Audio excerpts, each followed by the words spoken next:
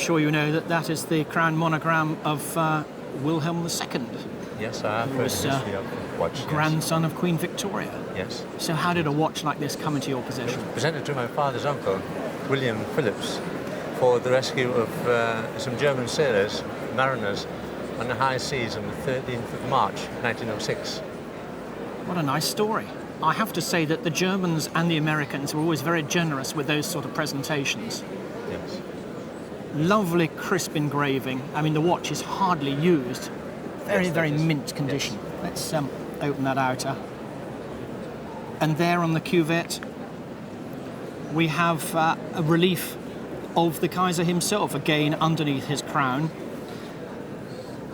The watch I see here is 14 karat gold. Yes. And I would suggest to you that the Kaiser's head is going to be 18 karat. It's much yellower. Yes. And if we open that cuvette, it's almost certainly going to be riveted on the back. And again, you can just see that tiny little rivet where it's been held on from behind. Yes, in the centre of the watch, yes. Absolutely. But I have to tell you that the watch is Swiss, and it's Swiss throughout. Yes. It wasn't made in Germany. The slight giveaway, it's very, very small, but just there underneath the regulator is a Swiss cross. Yes. Now, technically, this watch is very nice. It might seem a bit rude of me to ask, but you mentioned a date of 1906. There's no inscription on the watch, so why do you think that it's that date? With the watch was presented a citation and silver medal. So you've got the whole history of the presentation there? Of the presentation oh, that's there. brilliant. That actually, in many respects, is nicer than just an inscription on the watch. Yes, indeed, yes. I suppose if it came up at auction now and a collector bought it, you'd probably get in the region of £1,500 with the citation as well. It's not a lot, no. But without that, the watch would be significantly less money. Yes. You know all about it. You know it's curled paperwork. You know how it's done.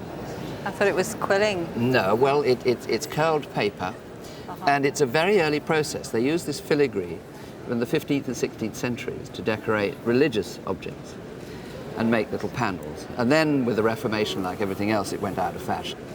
And returned really in the second half of the 17th century, the Charles II and the Restoration period, when, because it was gilded and coloured, I mean, it was very fashionable and bright and sparky, and they used to put little seed pearls and all sorts of shells and things into it.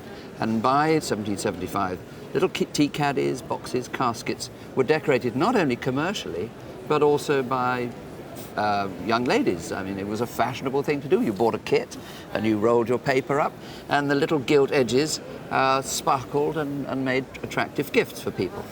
Now, the nice thing about this is that we've got a date on it, 1789, which perfectly ties in with the style of this border. It's very sort of neoclassical.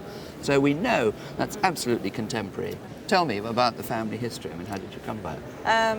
Very little, I'm afraid. It's been in our family probably since about the 1960s. Oh, right. When my aunt died and left it to my father. But before that, I don't know. Have you had it valued at all? I think my sister sent a picture of it to somewhere and said a couple of hundred. That was a few years ago. A couple of hundred? Yeah. Well, it'd make 2,500 today. It's very, very nice. Yeah. It's a very important example, and I love it.